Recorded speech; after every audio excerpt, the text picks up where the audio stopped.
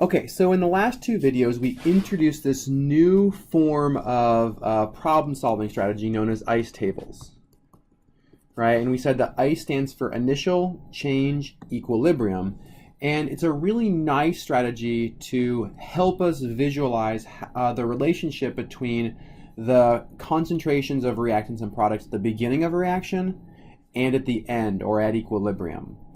So far what we've seen are problems where we know information about equilibrium, right? So we've seen where we were actually given the concentration of a product at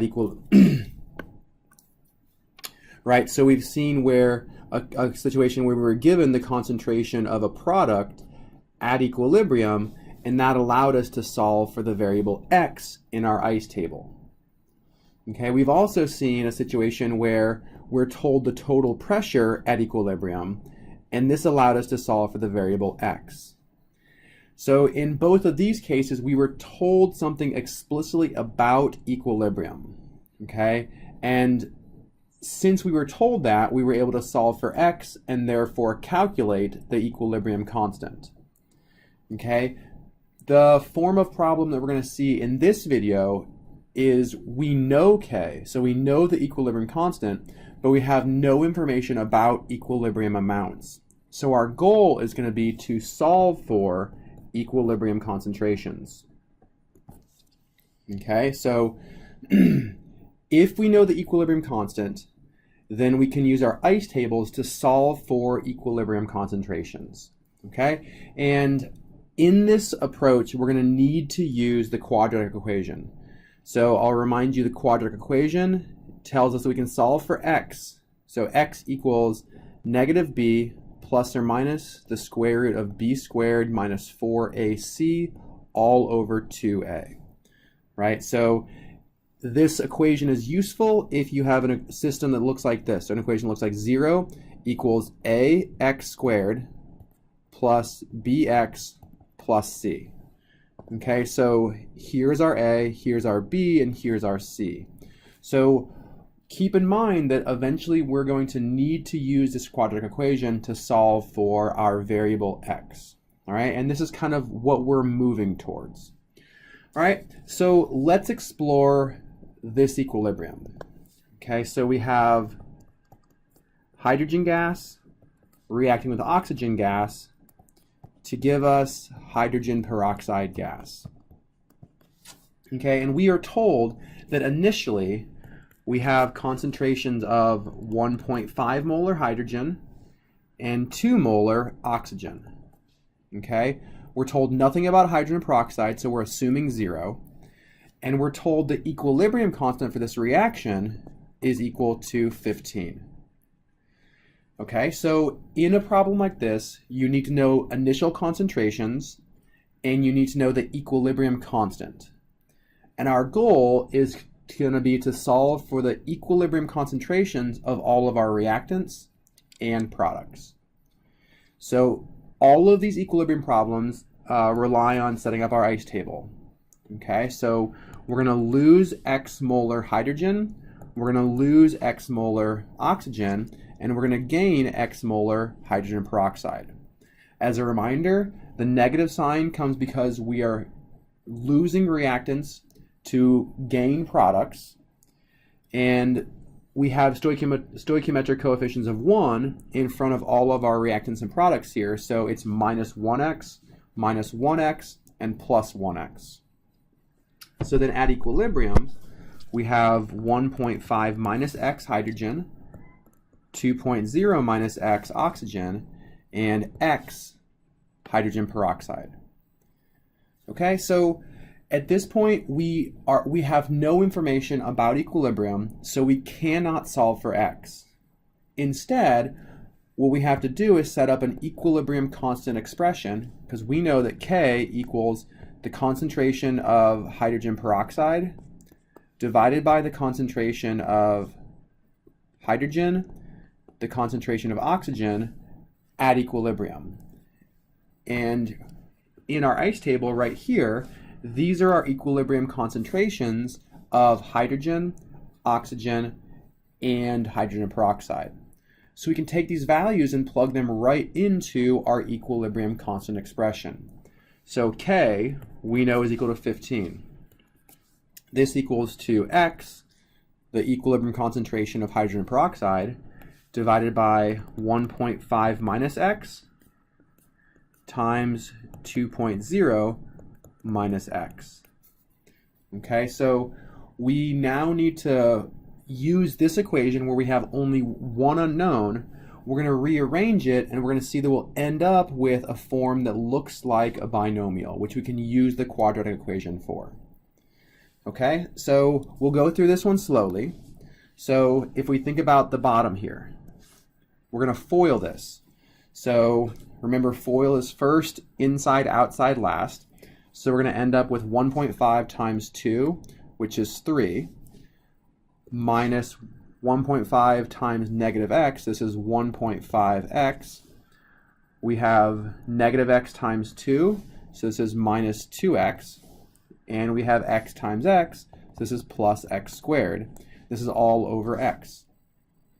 Okay, so what I'll do now is take all of this and move it up here. Okay, so I'm going to have 15 times 3 minus, I'm going to go ahead and simplify these two pieces. This is minus 3.5x plus x squared. This equals x. Now we can distribute. 15 times 3 is 45. 15 times 3.5 is 52.5. And we'll have plus 15x squared equals x. And finally, I can go ahead and, oops, there should be an x here.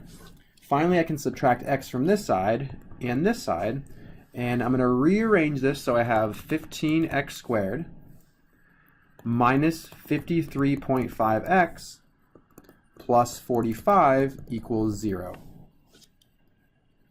I now have an expression that's a binomial. So 15 is A, negative 53.5 is B, and 45 is C. So I can now take these and plug it into my quadratic equation, which we know was x is equal to negative b, so it's going to be 53.5 plus or minus b squared, so negative 53.5 squared minus 4 times a times c, and all of this divided by 2a, which is 2 times 15. Okay, so what I would encourage you to do is to take this by pieces. So let's do the inside of our square root first. So we're going to have x equals 53.5 plus or minus the square root of, now we have 53.5 squared minus 4 times 15 times 45. So this gives us the square root of 162.25, all divided by 30. Okay, so we have x equals 53.5 plus or minus the square root of 62.5 is 12.74 divided by 30.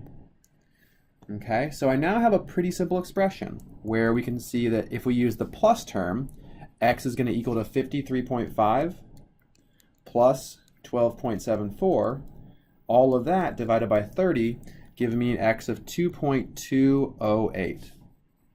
If I use the minus, we're going to have 53.5 minus 12.74. All of that divided by 30 gives me 1.3587. Okay, so we have two possibilities for x. Okay, and I'm going to go ahead and rewrite them up here so it's a little bit easier to see. We had 1.3587, or we could have 2.208. Okay, so what we have to think about in selecting the correct one is we know that concentrations can never be negative. Okay, so one of these values for x is going to give us a negative concentration of some reactants or products. Okay, so if we look at this 2.208, if I take 2 minus 2.08, that's going to give me a negative number. If I take 1.5 minus 2.208, that's also going to give me a negative number. So this cannot be the correct value, okay? Meaning x must be 1.3587 molar, okay? So I now know x.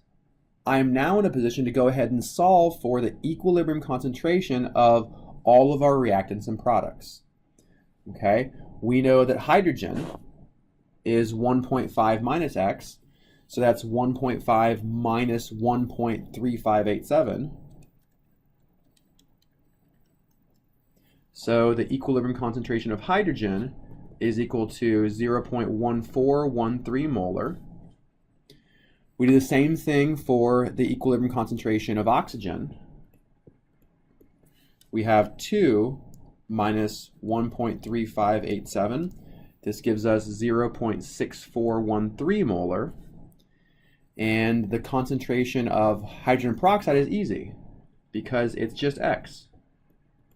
So this equals 1.3587 molar. So these are our equilibrium concentrations. Okay?